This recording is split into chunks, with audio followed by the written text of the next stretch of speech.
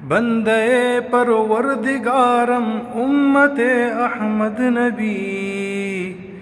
دوست دارم چار یارم تابع اولاد علی، مذہب حنفی دارم ملت حضرت خلیل،